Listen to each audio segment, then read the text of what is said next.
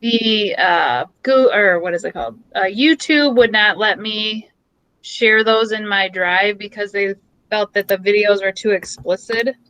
So I'll go over the notes. I think I only went over like one or two slides last time. So I'll go over those again. So if you didn't get them, and then for anybody that doesn't show up today, it'll be on the recording, but they wouldn't let me save that recording. So FYI. Okay, Tanner, your mic's on, bud. I can hear you typing away. Sorry. Do we only That's have okay. one warm-up today? Say that again? Do we only have one warm-up today? Yeah. Okay. Like always, right? I'm confused. What's different? Well, because I know Wednesday we didn't do one, and I didn't know if you were going to have us do two today. No. Yep, that's a good question. I just decided to keep everybody on the same page in personal versus virtual so that we only had one this week, all of us, and then next week we'll move. And then I did find out that our next week Wednesday is a half day, but you guys have a what we call a modified schedule. So that means that you need to have that somewhere, maybe write it down because your times are you only are in class for like 25 minutes or something, but you're going to do all your classes. So you're going to do first through six, but you'll be done by what, 10:50 or something like that. I'm pretty sure Mr. Faber sent it out to you. Does anyone know what I'm talking about? Yeah. Okay. So you guys did get the schedule, right? Or do you want me to go over it? Anybody? Y'all good? You don't need it? Can you go over it, Miss Royer? Or not Miss Royer, Miss Sepka? Yes, I can. Actually, you know what I'll do is I'll highlight it and I'll put it in the chat. So, here we go. And this is also for March. There's another date in March that this is going to happen also. So, I don't know. Did I hit Control C? I think I did. Okay, so let me put it in the. Okay, did it?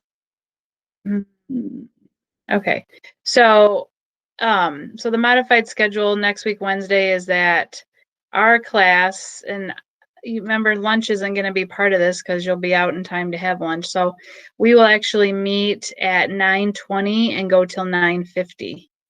Okay, so that will be our time next Wednesday, and I won't see you before that after today. So you got to remember those hours. So I don't know if you can copy and paste them somewhere where you'll know where they are and can access them, but I can also send it to you via email if you just kind of reach out and I'll just pass it along that way. But I mean, I kind of like this schedule because at least I get to see you guys, and I think that we trying to think, I think we have a test on Friday, so it'll give me a chance to kind of touch back with you. We're going to do a review page on that day, and then there'll be a creative story I'm going to have you work on too. And but anything for the unit has to be done by the test day, so that would be next Friday. So just make sure that, you know, you're kind of dotting your I's, crossing your T's, making sure all of your work is in, because next week, Friday, after class, I won't accept any more of it. So you want to make sure you're all up to date. And just another thing that I told you last time that you probably forgot is we have 3 weeks until the 9 weeks is over.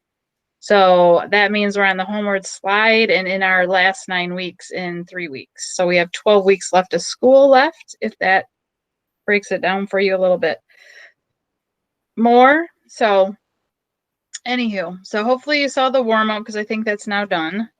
And so we have 4th hour, 5th hour, and 6th hour next Wednesday. Yes, but they're shortened hours. Okay. So if you look at it, you'll be done at what, 10 something? Oops, I'm trying to move this little guy down and it won't do it. Okay, Can so you you'll post it in the chat, Miss Sepka? I did. It doesn't say. I don't see it. I don't think you hit the enter button. Oh, I didn't hit the. There we go. I didn't hit the. I didn't hit the arrow. Okay, so there it is. And so at 11 o'clock next week, Wednesday, you'll be done with all your classes. So it's a half day for you guys. And then that'll happen again if you want to know. Let me look at my planner. So that will happen again on March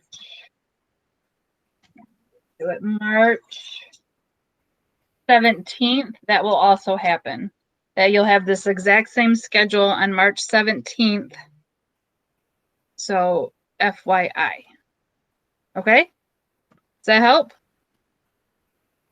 Hopefully.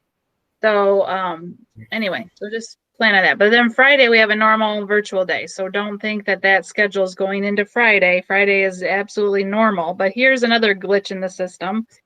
That on March 19th, you also have a half day that day as well. So the week of March 15th through the 19th, you actually will only be seen on the days that we see you guys half a day.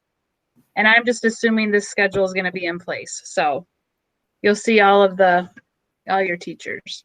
So anyway, any questions on that before we move any further?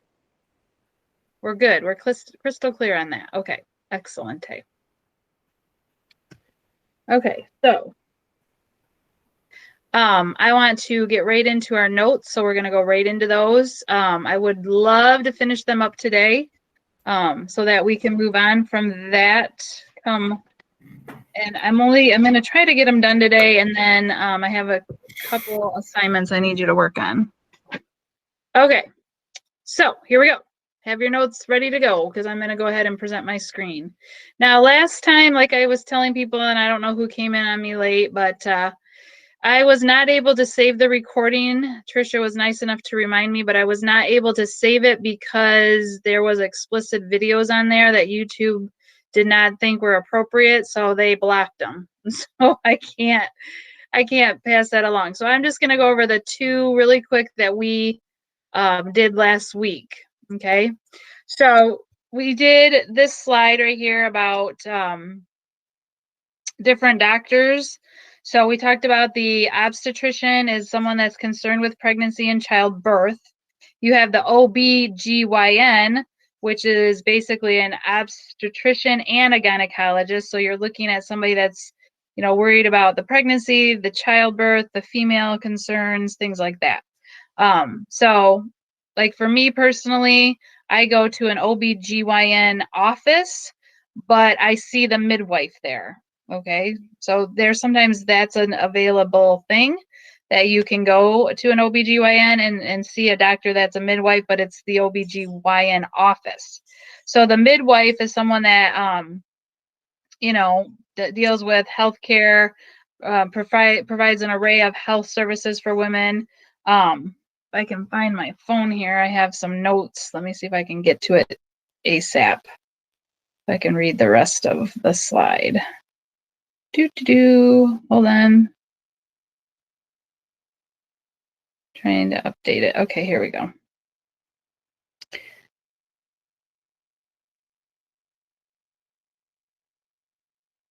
Okay, 1 second. I gotta go back a couple. Boop, boop.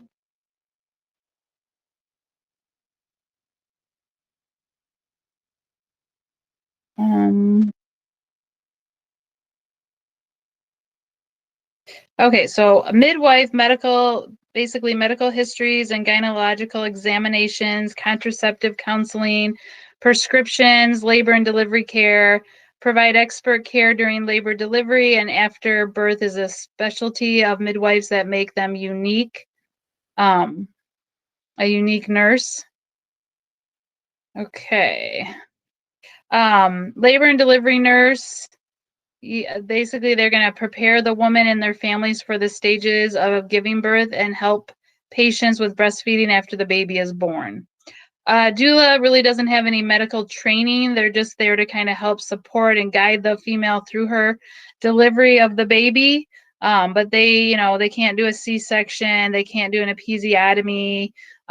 Things that might be needed. A doula is not qualified for that. Okay. All right. And like I said, we went over that last week, and then we did all of these births. So I'm just going to run through them. Remember, a vaginal birth is through the vagina or a birth canal, however you look at it. Usually the amniotic fluid is broken, and then that will strengthen up the contractions. The C-section is basically a surgical procedure where they cut the abdomen all the way through into the uterus, and then they will birth the baby that way. Most C-sections are done horizontally. There have been some in the past that have been vertical. Vertical C-sections, you will always conceive your child that way, or not conceive, but deliver your baby through a C-section. But if it was a horizontal C-section, then you can have a VBAC, which is vaginal birth after C-section. And that just, is another alternative for somebody that wanted a vaginal birth, but because of complications, they had to have the cesarean section. And so that would be someone like me. So if you have any questions about a VBAC, I'm the person to talk to. And then the water birth is just basically giving birth in water. Babies have this reflex about they don't take a breath underwater. Even when my kids were in swimming lessons, I could put them down in the water and bring them up. I don't, hold them underwater, but to get their face wet or whatever, you can put them down and under, and hopefully they'll understand that, being underwater isn't a scary thing as long as you hold your breath. Okay, so this is where I believe we ended up, and there's birthing rooms, which are, kind of rooms that are more like your home. They kind of have some home touches. They don't really have this surgical bed, things like that. They might even have a tub in the room so that if a woman wanted to labor on the bed but then getting uncomfortable, wanted to go to the tub, that is also available. They also have the means to, really assist a woman through labor and the delivery of her baby. And if something were to go wrong, they're in the hospital. But they're in a birthing center, so it's directly connected to the hospital in case something went wrong. The operating room is pretty sterile. You're gonna see doctors in gowns and masks. The husband, if he comes into the operating room, will also have to have the same ensemble on. It's just a more sterile environment. All the equipment's there for whatever could possibly go wrong. And then a home delivery, Miss Gray kind of talked about that last time, about, how that's just a little bit, you're in your own environment. You can have, if you have other kids, they can be a part of it, or at least be there. They don't have to be shunned from the room or whatever. It's usually, home deliveries are suggested for people that have had births that have had no complications or concerns, and that the pregnancy has gone very well. Just because if you're at home, you're not immediately at a medical facility that could assist you at any moment. So you just want to make sure that if that's something that you choose to do, that, it's safe. Okay, and then we're going to go on to the next one. So those are just ones that I went over last time that I think did not get captured on the recording. So anyway. All right, so anesthesia and complications. So anesthesia is a state of controlled temporary loss of sensation or awareness that is induced for medical purposes. So sometimes they need to put you under. I would, in a cesarean section, I know that probably you're thinking that they have to put you under, but they don't. I know one person that was put under, and it was because the medicine was not working, the numbing medicine. It's called a spinal, was not working, and so they had to put the patient under while they cut the abdomen and got the baby out cesarean. So that was one reason why the patient was not awake during the procedure. But otherwise, they want you to bond with your baby immediately after it's born, and so with the C-section, that's why you're typically awake but feel no pain. Complications or side effects that can occur if you were put under is temporary confusion, memory loss, dizziness, difficulty passing urine, bruising or soreness where the IV was put in, feeling nauseous or vomiting, shivers and feeling cold, sore throat due to the breathing tube. So that's if you had to be put under for any reason. And then because this is recording, I'm just going to go ahead and move on, and then let me know if I need to go back or anything, but remember it is recorded. So, okay, so breech delivery that's when your baby's feet are first or butt is first. The feet is just kind of worrisome due to broken bones or displaced joints. The cord could be wrapped around the neck or pinching off oxygen as the baby descends through the birth canal, and so that could be a concern. Usually, if they know the baby's breech and they have tried to turn the baby by means that they have available to them, then they'll probably take the baby C-section just because it's just less of a risk that something could go wrong. Probably more in today's society, babies are taking cesarean section more so just because they don't want something to go wrong and, have the baby be, having medical conditions throughout their life, or to be sued because they chose not to do a C-section when maybe they should have. So I just think that C-sections are probably more practiced nowadays just because of those reasons, and also because we have the means to try to deliver the baby safest way possible. Okay, other deliveries. So there's the normal head down. So if a baby's born correctly, their head should be facing backwards, or like as it comes out, it should be facing back. The posterior is when their face is up, and that's in that second picture there. The reason why that's painful is because as they're going through their birth canal, they're pushing on the back, and that can be quite painful.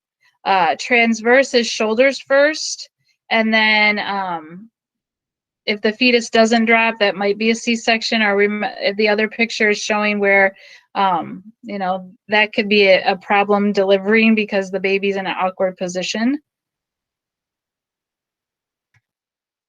Okay, so what happens after giving birth? So the uterus contracting, the mother will try to breastfeed. They might receive oxytocin just if they have, ripping or tearing or something like that. The contractions will subside. They could have chills or feel shaky, like after I had not after my vaginal birth, but after my C-section. I was very shaky, and I couldn't control it.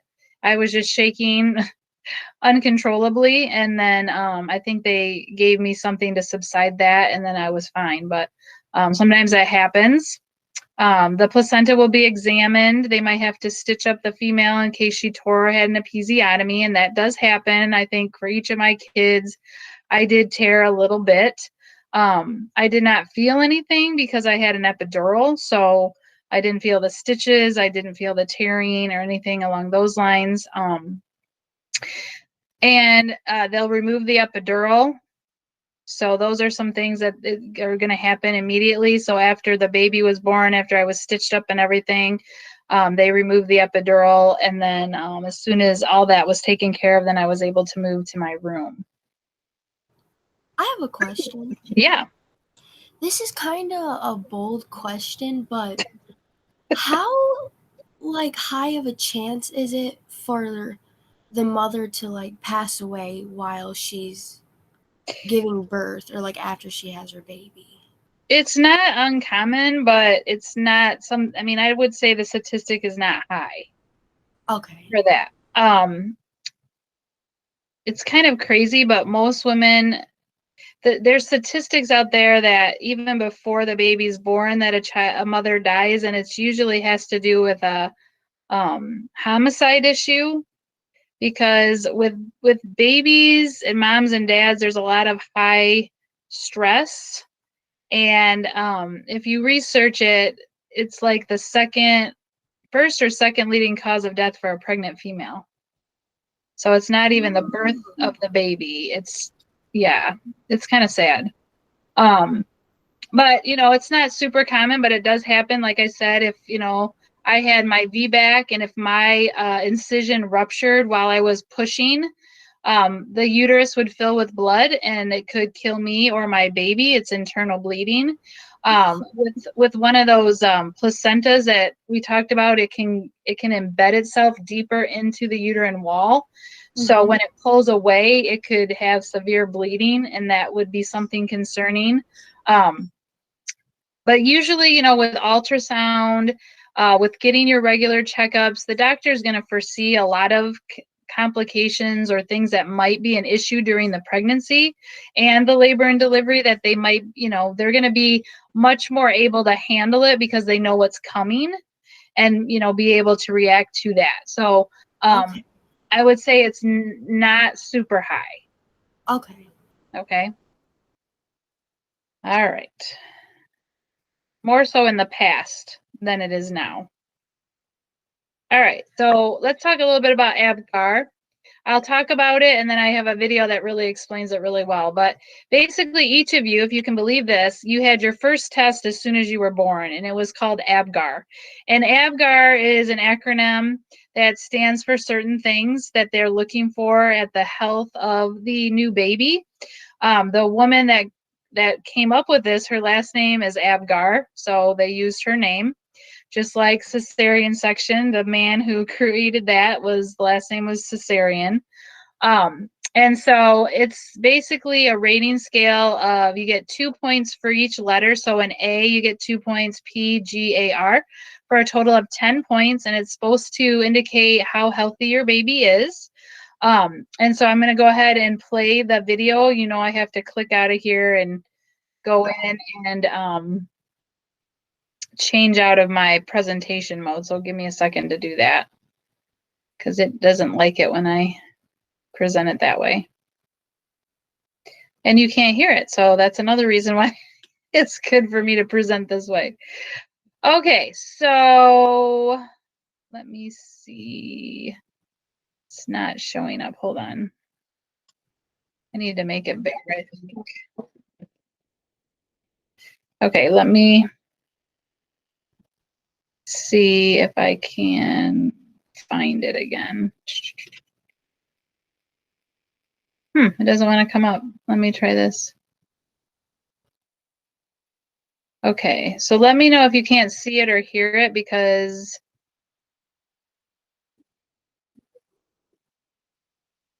can you guys hear that? I don't hear anything. Can you hear it? No. Yes. No, I don't hear anything either. Oh, sugars. Let me, okay, try it now. Anesthesiologist. Yeah, we could hear it. Okay, it's a little choppy, but I'll get out of the way of it, and then hopefully it'll play better. The APGAR score was invented in 1952 by anesthesiologist Virginia APGAR.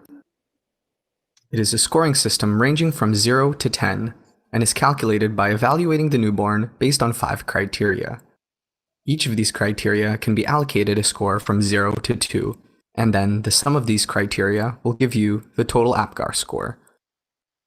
In the original article published by Virginia APGAR, the original components of the score were color, heart rate, reflex irritability, muscle tone, and respiratory effort. However, there is an easier way to remember these criteria by remembering the mnemonic APGAR for appearance, pulse, grimace, activity, and respirations. Typically, the APGAR score is calculated at 1 and 5 minutes after birth. If the score is low, you usually repeat the score later. A score of 7 and above is generally normal.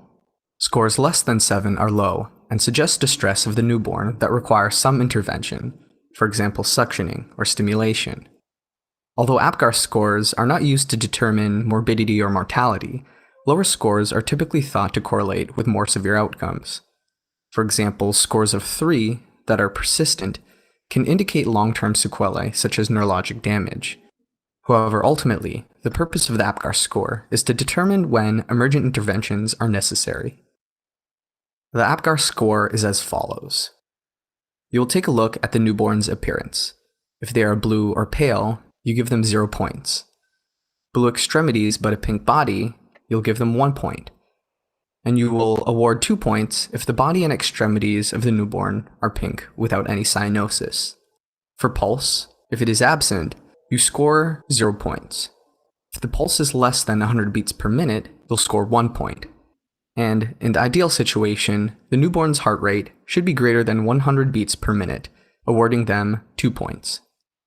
For grimace, you award 0 points if there is no response to stimulation, or the baby is floppy. 1 point is awarded for grimace on suction or aggressive stimulation. And again, ideally, if the baby is crying on stimulation, you award them 2 points. For activity, if the newborn is not moving, you of course award them 0 points. If there's some flexion of the arms and legs, you award them 1 point.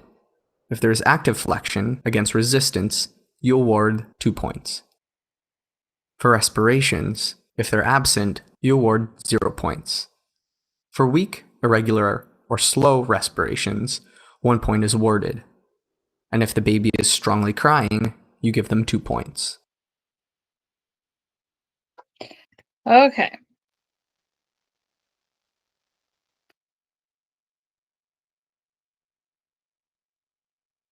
There we go. Okay. So, all my kids were high scored with ABGAR. My oldest was 9.9, my second was 7.9, and my youngest was 8.9 pounds. But the ABGAR score, they all received like a 9. My son, they wanted to give him a 10, but they said that they just don't give out 10s. So just to reiterate again, because you'll need to know this for your test about ABGAR, is A stands for appearance, P stands for pulse, G grimace, A activity, and R respiration. Okay, so when babies are born, they're going to have some blueness, but if they're pink all over, then they get their 2 points. If the pulse is above 100, they get 2 points. If they are crying upon being born, 2 points. If they're actively moving when they're born, 2 points. And if their respiration is strong, 2 points. So it's just kind of a good way to kind of assess the baby's health. I know that my oldest, when she was born, she scored a 9, and she did end up in the natal intensive care unit. So, but she was a big baby, healthy in all aspects. But what happened was when she was born, when they broke my water, there was meconium in the water, the amniotic fluid. And basically, meconium is a baby's first poop, and it's like tar. It's not tar, but it looks like tar. But it's feces. And so what happened was when they were trying to, they gave me a C-section, but in that process beforehand, she took in some of the meconium. And so it caused her to have a respiratory infection. So that's your lungs. And so every time I would try to feed her, she would be struggling to eat and having to breathe at the same, it was a struggle for her. And I don't know if you've ever gone and you're just so hungry, and that's kind of what was going on, only she couldn't breathe. So it was very frustrating to her, and she would cry, and it wasn't a good scene. So anyway, but she still had a really high ABGAR. So, it didn't indicate that she was going to end up in the natal intensive care unit. It just so happened that, things turned out that way. So anyway, so that's a little bit about ABGAR. So you all have an ABGAR score. You can always call the doctor you were born by, and they should have your records as to they have to write up a summary of the whole time that when you came into the hospital. They have a record of when you were effacing, dilating, what was going on at that time, a complete record of everything. Okay. And that's kind of they're trying to, keep themselves safe from liability because they wrote everything down and they had it all documented. So once your doctor steps away from you, they're taking notes as to everything that happened at the time that you were born. Oh, jeez. I'm trying to move on to the next slide, but it won't let me. Here we go. Okay. All right. So colostrum. Colostrum is a yellow fluid rich in nutrients and antibodies produced by the breasts in the first few days after childbirth. Miss Monica? Yes, I'm not I don't presenting think that. you're presenting. I'm Yeah. not. It always kicks me out. Okay. Sorry. As soon as you said something, I was like, oh, shoot. I forgot to present. Yes. Thank you. Okay. So colostrum is the milk in the first couple weeks after the child is born. It's very nutritious. If you were around somebody that might be sick, the baby has those antibodies to help protect it. And the mother usually is encouraged to allow the baby to at least have the colostrum. Okay, so If you don't want to breastfeed, they might just say, okay, while the colostrum's in, can we, just give your baby that, and then you can decide to bottle feed. For me personally, I breastfed all my kids. I only breastfed up until they were 1 year old, and then I was done because babies eat for about 30 minutes, and that's a lot of sit time. And as an infant, they're going to eat every 2 to 3 hours, so you're constantly wrapped up in feeding the baby. And as they get older, they might take longer to eat, but eat less frequently. But what's crazy is that your body will give you enough breast milk for whatever you need. So if you had twins, let's say, your body will supply what you need. I only had one baby at the time, so my body was providing exactly what my baby needed for that time. And breast milk, you don't have to heat it up. It's at body temperature. It's available whenever. You don't have to think, oh my God, I left the formula at home. What am I going to do? I got to run to the store, because it's on the female. And it's really healthy for the baby. Now, there are formulas out there that you can use, and, sometimes women, some people, it can be painful for them. For me, when the baby first latches on for the first time, it can be a little painful and uncomfortable, but, after a few times doing it, you kind of get used to it, and then it's not painful at all. But you got to be willing to put in that time until it becomes unpainful, because it might take a little bit of time for that. So some women give up because they're just like, oh my God, I don't want to do that because it hurts. Well, yes, at first it will, but then you'll overcome it and everything will be fine. They have to, stay in there a little bit. But again, if that's something you choose not to do, that's your choice. There's all sorts of formulas out there. You'll have to figure out what nipple your baby likes, because just because you buy one at the store doesn't mean that it's going to like that one. So you might have to go back and try different ones. Remember, you always have to sanitize those bottles in hot water, boiling hot water, to sanitize them and the nipples. You don't want to just, rinse them out or whatever, because bacteria can set in there, and then you're feeding your baby bacterial milk. So, just be aware of that. What else can I tell you about it? I was thinking about something. I lost my train of thought. Anyway, so for me personally, I would recommend it just because I just didn't want to go through all that. Oh, I know what I was going to say.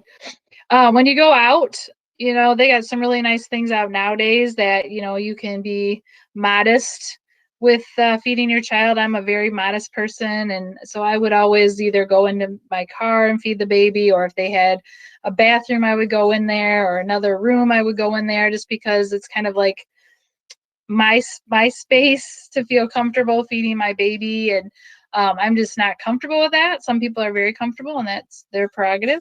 And so I would just, make a point to, have a blanket available or something that I could use to kind of cover up as needed. Sometimes I did have to do it in a restaurant or something, but I always had a blanket with me or something that I could use to kind of keep my modesty to myself. But that's something you're just gonna have to work through if that's something you want to do and feel that's important for you and your baby. It was for me, but everybody's different, so you'll have to decide what's right for you. Okay, sit baths. So sometimes if there's some ripping or tearing, or the episiotomy was given, you want to have a sit bath that cleans that incision and keeps it sanitary. You'll do that in the hospital, but you'll also do it at home, just because you're trying to keep that incision clean and free of infection. And then this is just talking a little bit more about premature babies, which we've talked about before, them being low in birth weight. They might have underdeveloped lungs, so they might have to be in the intensive care unit. They're more susceptible to infections just because their immune system isn't strong. They will develop later, they'll have different milestones than some other kids, like, kids that roll over. And premature baby may not roll over at the same time, somebody that was born on their due date. They might not have much sucking reflex, so sometimes you have to feed them through a tube. I shared yesterday in class that Kate, my oldest, that I had a C-section for, that had the infection, because she was unable to breastfeed, she had to be fed through a tube.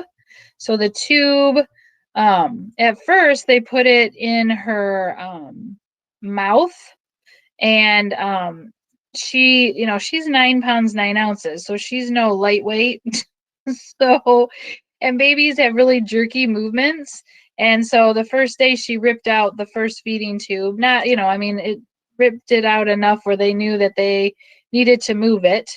And then the second day they put it in her nose down to her stomach, and she ripped that one out in a day too. So eventually they kind of got enough antibiotics in her to allow me to breastfeed her.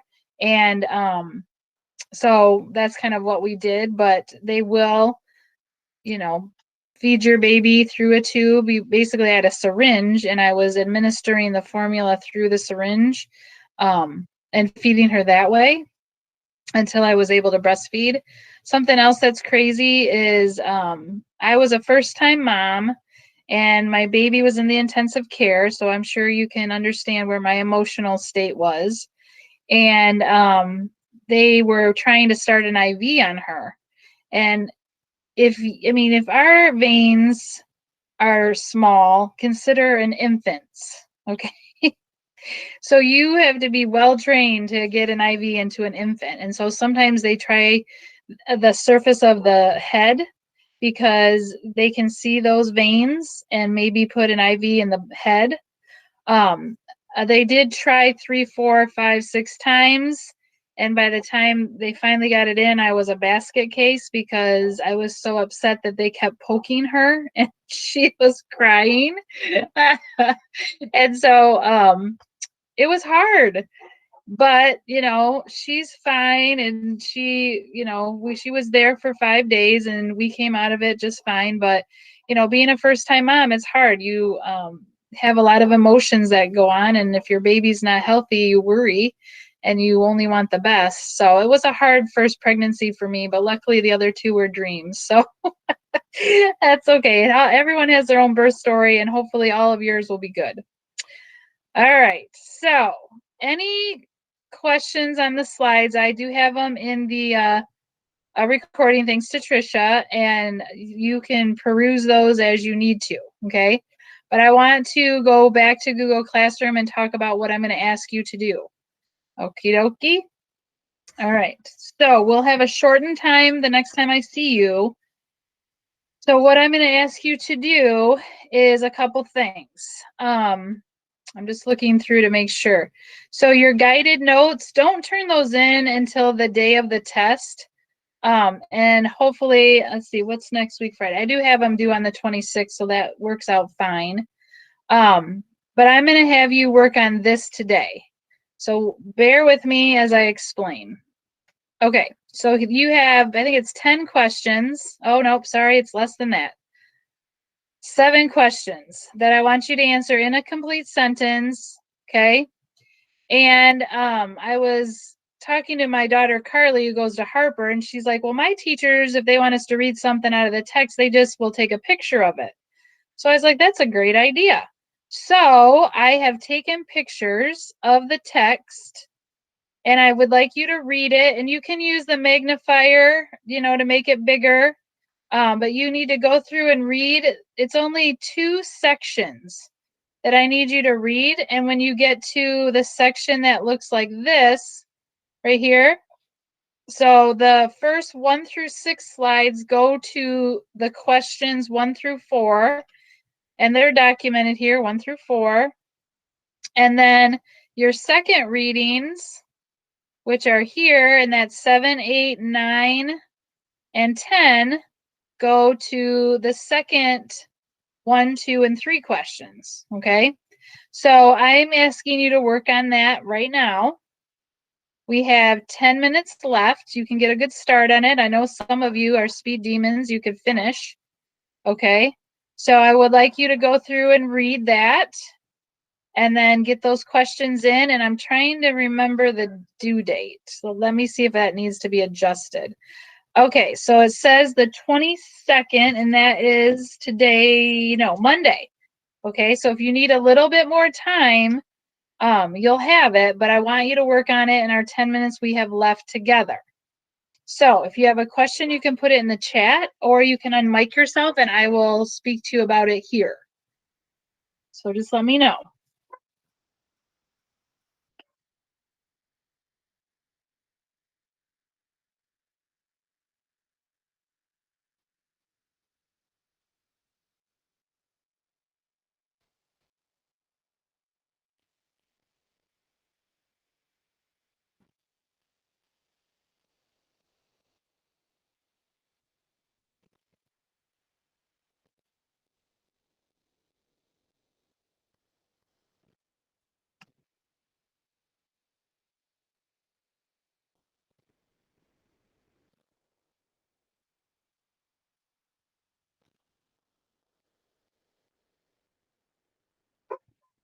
All right, I'm gonna run and get my dogs, and I'll be right back if you have a question for me.